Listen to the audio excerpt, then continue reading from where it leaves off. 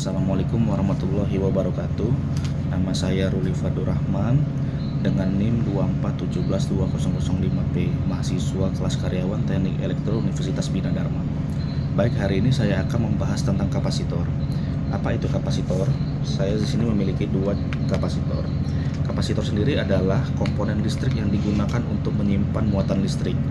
Bahan kapasitor sendiri itu penyusunnya memiliki dua keping atau dua lembar penghantar listrik yang dipisahkan oleh isolator listrik di tengahnya yang berupa bahan dieelektrik. Masing-masing cara prinsip kerja kapasitor tersebut ini adalah masing-masing kaki atau keping lembaran tersebut akan diberi muatan listrik dalam jumlah yang sama, namun dengan berlainan jenis, di mana salah satu kakinya itu akan bermuatan positif dan kaki lainnya akan bermuatan negatif. Secara prinsip kerjanya, kapasitor ini sesungguhnya bermuatan netral.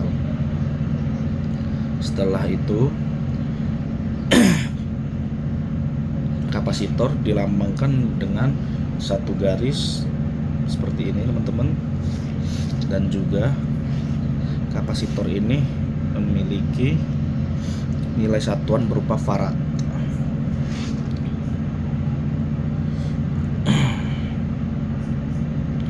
Untuk jenis-jenis kapasitor sendiri ada dibagi menjadi dua jenis, kapasitor tetap dan kapasitor variabel, di mana kapasitor tetap ini kapasitor dengan nilai kapasitansi yang selalu sama nilainya, seperti yang kita punya sekarang 40 mikrofarad dan satunya itu 30 mikrofarad.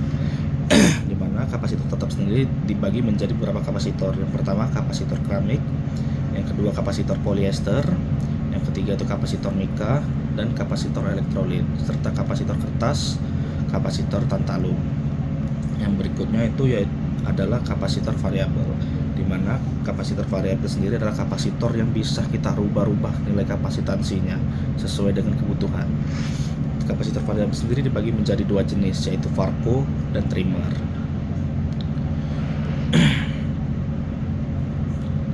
Serta untuk kegunaan kapasitor sendiri, yaitu yang pertama bisa menjadi sensor kapasitif, di mana sensor kapasitif adalah sensor elektronika yang menghasilkan medan elektrostatis dengan berdasarkan prinsip-prinsip kerja kapasitor tersebut. Yang berikutnya itu adalah pengaman penyuara kuping. Kapasitor juga bisa digunakan sebagai penyaman pada penyuara kuping sederhana, serta sirkuit terpadu CMOS, motor saklar, konverter, dan pencahayaan satu pasar setengah gelombang. Baik teman-teman, untuk melakukan pengukuran nilai kapasitor sendiri kita bisa menggunakan multimeter, mau digital seperti yang saya punya ataupun multimeter analog yang menggunakan jarum.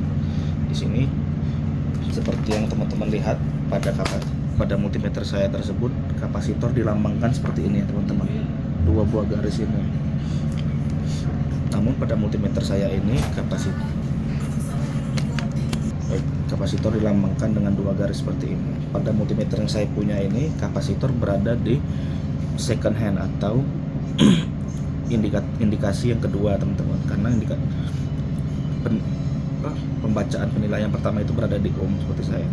Nanti akan saya beritahu bagaimana kita memindahkan dari ohm menuju nilai kapasitor. Baik, untuk mengukur nilai kapasitor sendiri, pertama-tama kita seperti biasa masukkan probe multimeter kita pada satu posisi ohm, probe negatif, dan satu lagi probe positifnya berada di bagian kapasitor teman-teman. Setelah itu putar knob menuju ke arah kapasitor.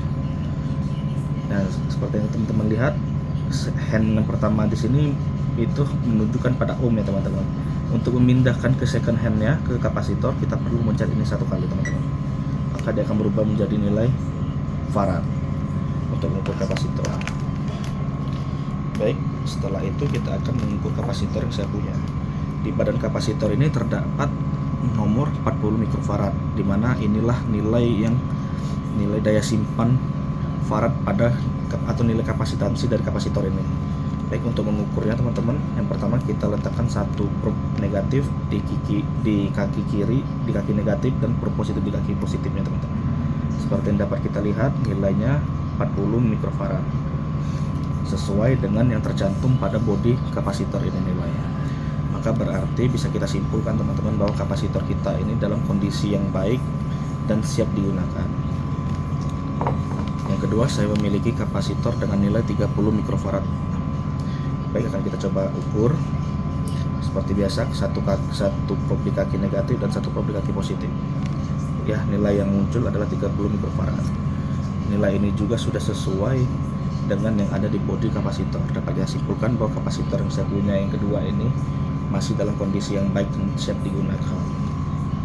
Baik, bagaimana untuk mengukur menggunakan multimeter analog yang menggunakan jarum, teman-teman?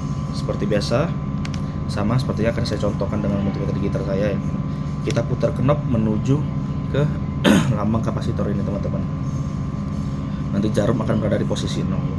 Setelah itu, seperti biasa, kita akan menggunakan kapasitor dan seperti biasanya satu prob di kaki negatif dan satu prob di kaki positif.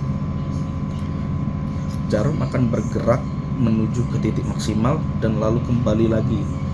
Itu menandakan bahwa kapasitor tersebut masih dalam kondisi yang baik dan siap digunakan. Baik, bagaimana untuk mengetahui jika kapasitor kita dalam kondisi yang tidak baik atau sudah rusak?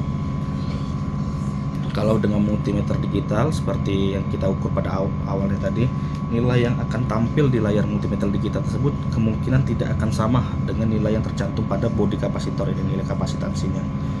Jika itu lebih rendah atau jauh di bawah dari nilai kapasitansinya, bisa kita simpulkan bahwa kapasitor tersebut sudah tidak memiliki nilai kapasitansi yang baik, dan kita bisa simpulkan bahwa kapasitor tersebut dalam kondisi yang kurang baik atau tidak siap digunakan. Dan bagaimana jika menggunakan multimeter yang analog atau menggunakan jarum? Teman-teman, bisa kita praktekkan. Kalau kita memiliki kapasitor, akan kita ukur seperti biasa. Nanti jarum akan menunjuk dari angka 0 menuju ke maksimal, namun tidak kembali lagi ke angka 0, teman-teman. Itu bisa disimpulkan bahwa kapasitor tersebut sudah rusak atau tidak memiliki nilai kapasitansi yang baik lagi, sehingga kapasitor tersebut tidak bisa kita gunakan lagi, teman-teman.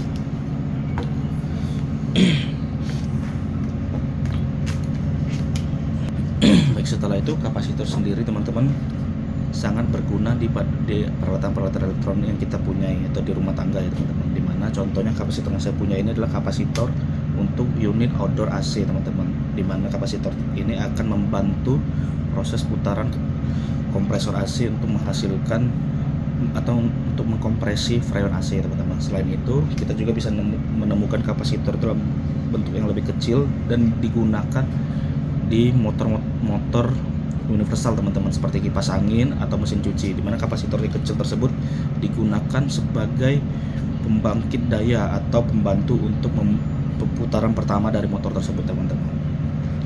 Selain itu juga kapasitor sangat berfungsi sebagai penyaring atau filtrasi dalam sistem power supply, teman-teman, seperti yang kita punya di charger HP, charger laptop, dan lain-lain, teman-teman.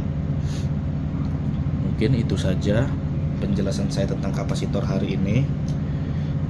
Sekian, terima kasih. Wassalamualaikum warahmatullahi wabarakatuh.